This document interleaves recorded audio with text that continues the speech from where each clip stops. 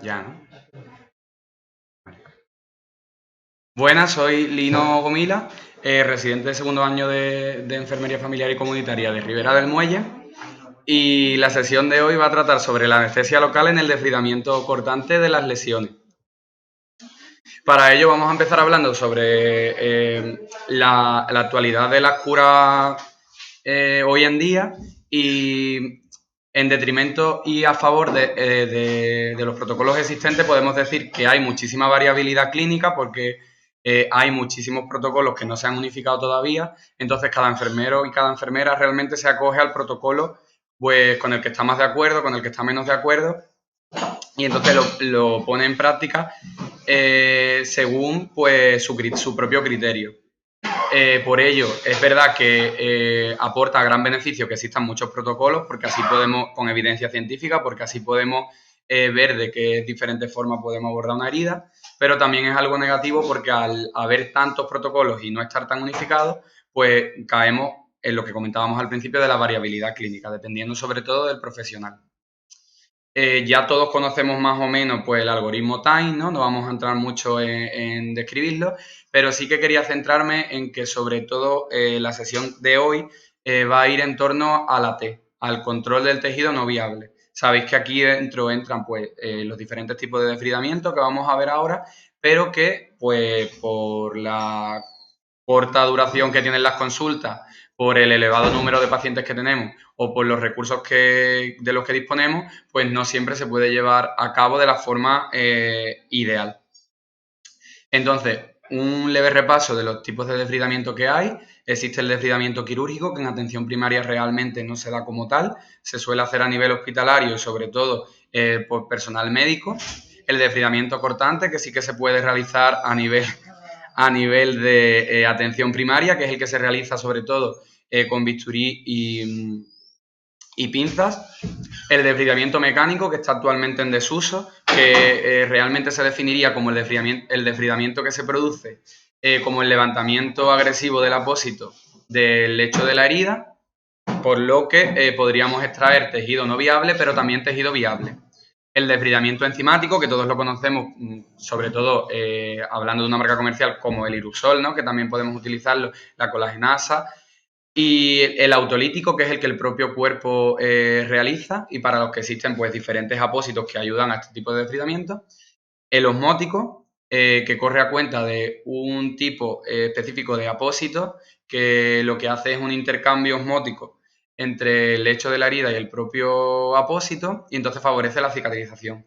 Y el larval, que no está todavía autorizado en España. Hay estudios experimentales, pero realmente no está avalado por el gobierno todavía, por el Ministerio de Sanidad.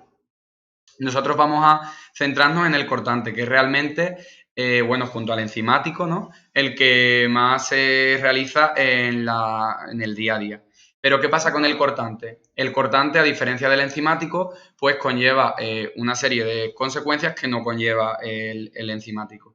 Entre ellas, la consecuencia directa más grave o, digamos, más diferencial es el dolor. El enzimático puede molestar durante a lo mejor las horas de la noche, pero realmente el desbridamiento cortante es el que duele mucho porque se realiza con bisturí, se realiza con pinza y entonces pues estamos realizando un desbridamiento directamente desde el lecho de la herida, al fin y al cabo físico. Pero ¿por qué sí que se recomienda su uso? Porque es muy rápido, es selectivo porque podemos seleccionar qué zona de la herida del lecho podemos retirar, aunque se recomienda que se empiece por el centro y vayamos poco a poco hacia las zonas más distales. Y además nos permite retirar tejido necrótico, tejido desvitalizado y también tejido hiperqueratóxico, casi que todos los tejidos. Además, no solamente esto, sino que también reduce la carga bacteriana y como consecuencia el olor.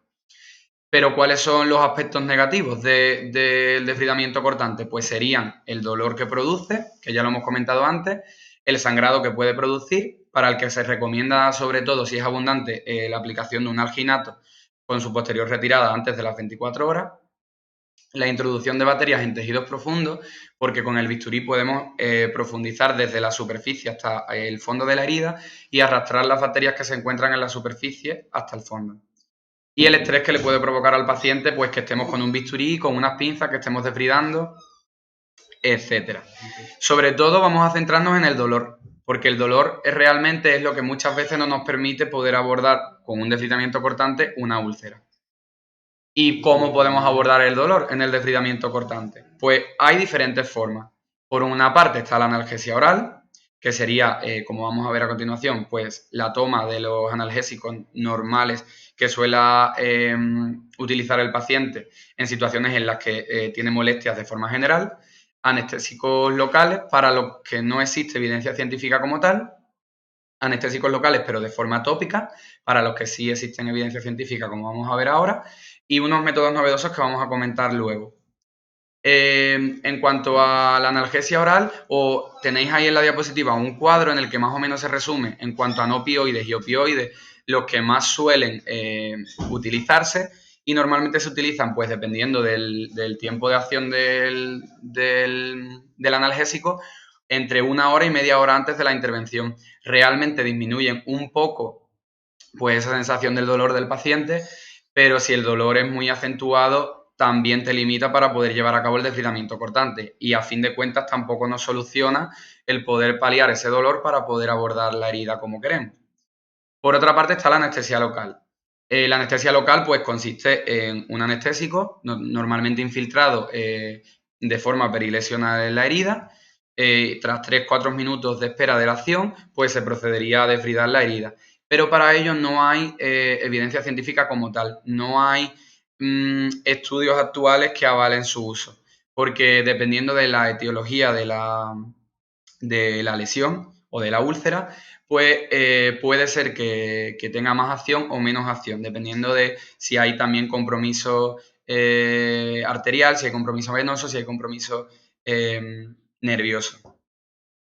Luego tenemos la anestesia tópica, que de las tres que llevamos mencionadas es la que realmente más evidencia científica presta y la que realmente pues, más resultados ha ofrecido.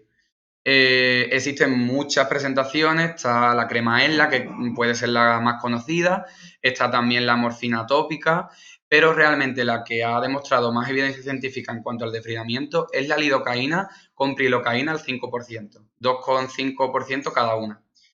Me he saltado, bueno, no pasa nada.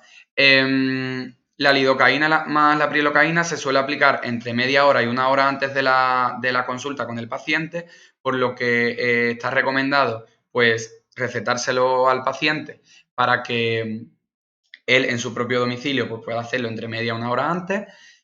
Normalmente se recomienda de 1 a 2 miligramos por cada 10 centímetros cuadrados de piel, y nunca se debe de exceder los 2 gramos. Entonces, pues un poco repartirlo dependiendo de la lesión.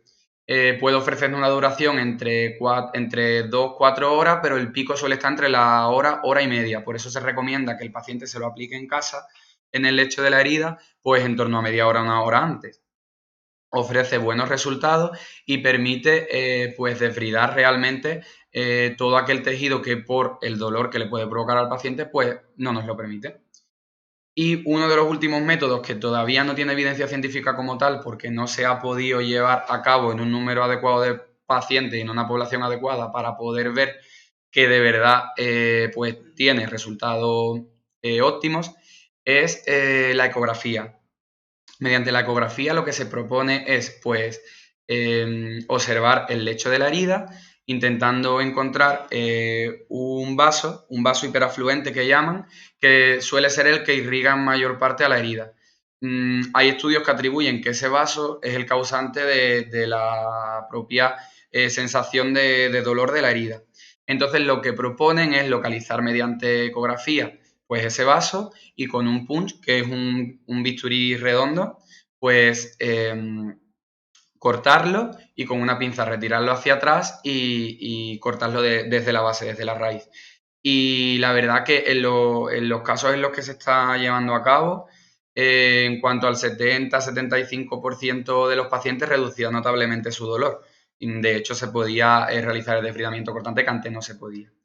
Así que solamente deciros también que el desbridamiento cortante, en los únicos dos casos en los que casi que no está indicado, sería en las úlceras arteriales y en algunos tipos de escaras necróticas del talón, por posible exposición del calcáneo con la posible osteomielitis que ello conlleva. Así que hasta aquí la sesión clínica, espero que la hayáis encontrado interesante y muchas gracias por la atención.